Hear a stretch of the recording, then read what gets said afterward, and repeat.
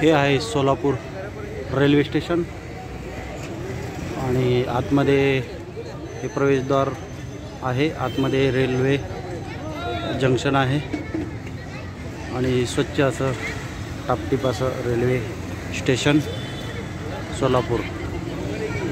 इकडे रस्ता आहे लगेचच, इथे समोर रिक्षा पण असतात बस स्टँडकडे जाण्यासाठी। असं हे स्टेशन। आतमध्ये कसं दिसतंय बघूया।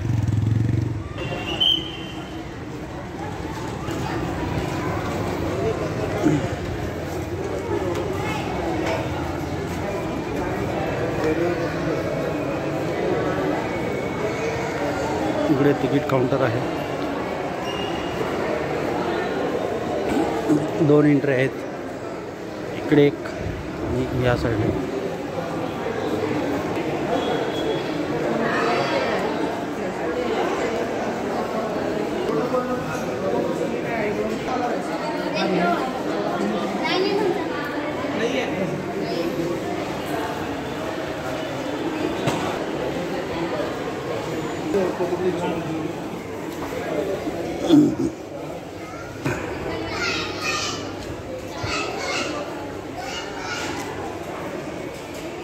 हे आहे प्लॅटफॉर्म।